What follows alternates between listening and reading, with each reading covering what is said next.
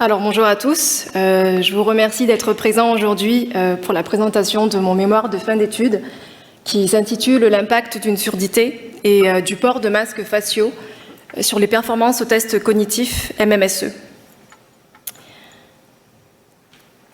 Le MMSE, ou Mini Mental State Examination, est une méthode brève et standardisée qui permet d'évaluer l'état cognitif d'un individu.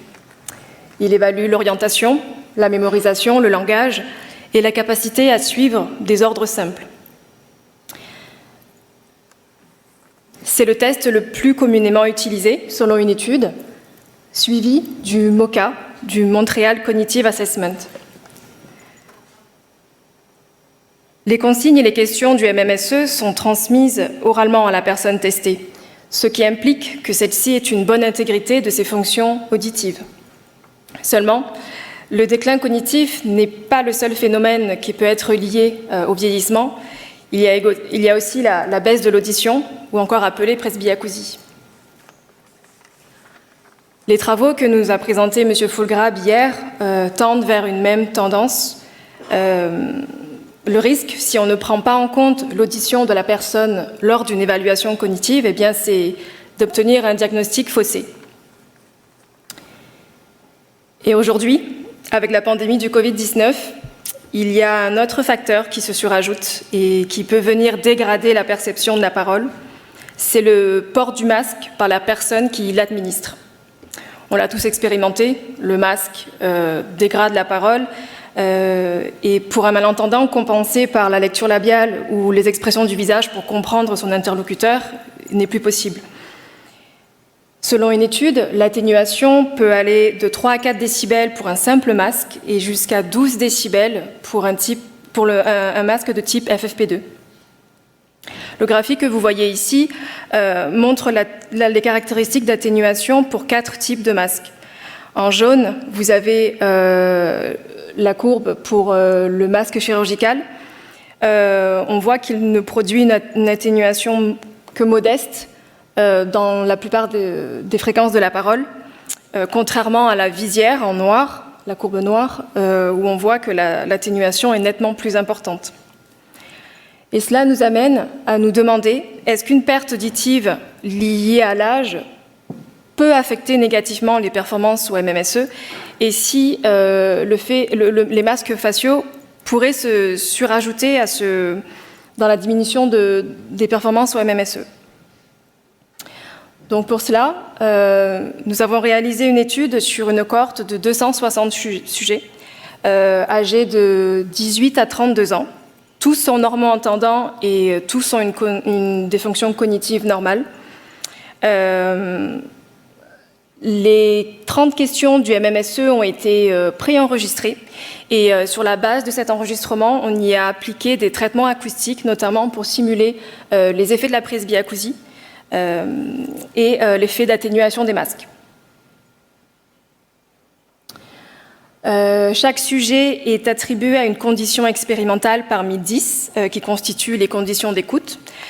Chaque condition simule une presbyacousie à différents âges, 65, 85 et 95 ans, et simule l'effet de 2 types de masques, le masque chirurgical et la visière.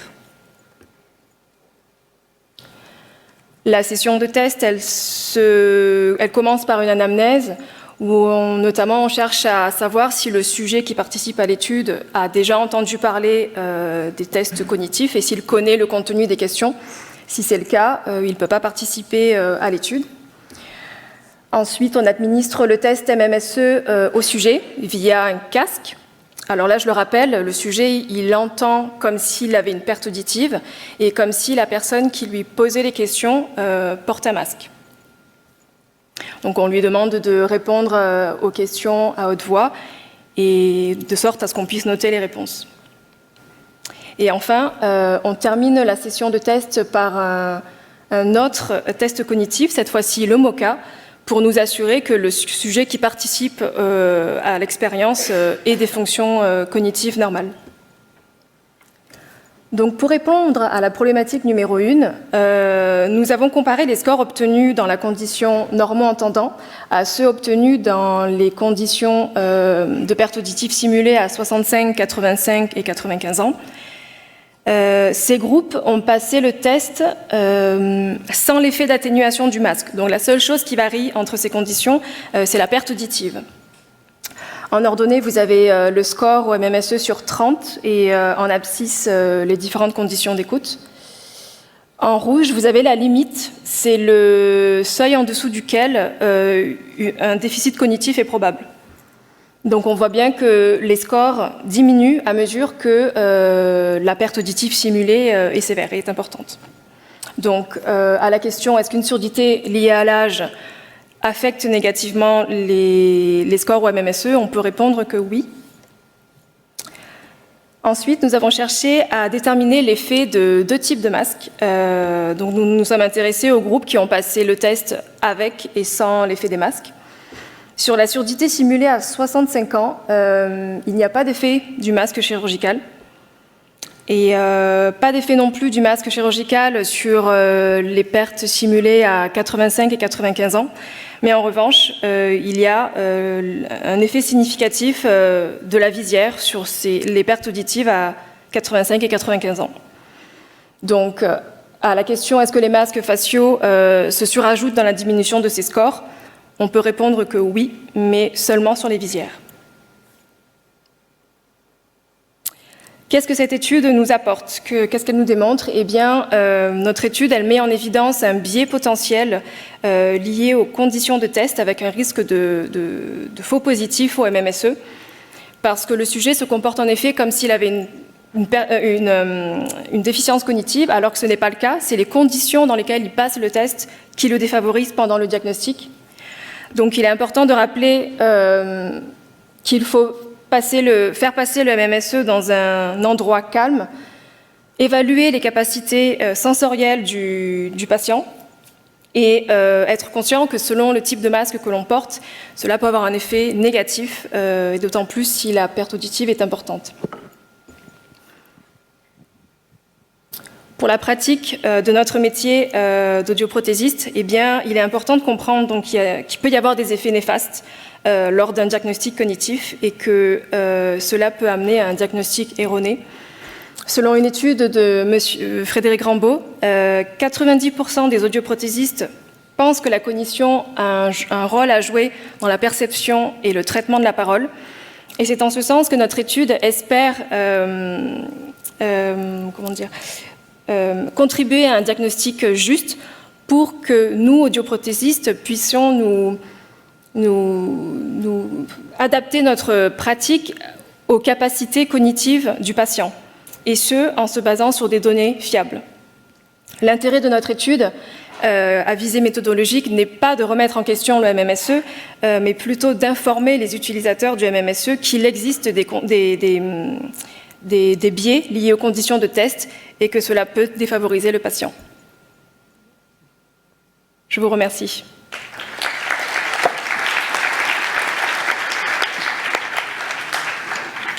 Merci pour ce travail très intéressant. Vous avez donc testé des normands-entendants, oui, qui vous avez dégradé l'audition soit par la simulation de surdité et l'atténuation liée au masque comme ça. Quels sont les items qui étaient le plus concernés pour les gens dans la simulation de 95 ans? Vous montrez qu'il y a des scores dégradés. Oui. Donc, est-ce que vous analysez les items dans les MMSE qui étaient dégradés? Et est-ce que vous avez envisagé ou est-ce que vous envisagez actuellement et comment vous le feriez pour une vraie population âgée déjà porteur de troubles cognitifs? Alors, nous, on a souhaité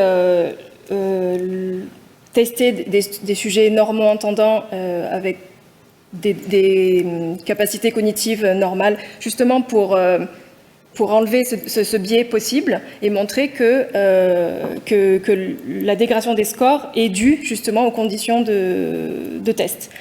Et par rapport à une personne malentendante, pourquoi pas envisager une version du MMSE écrite? À ce jour, il n'en existe pas une version officielle, comme il existe pour le MoCA par exemple, le MoCA HI, Hearing Impairment. Donc c'est quelque chose à développer et rendre officiel, en tout cas, pour ces personnes-là.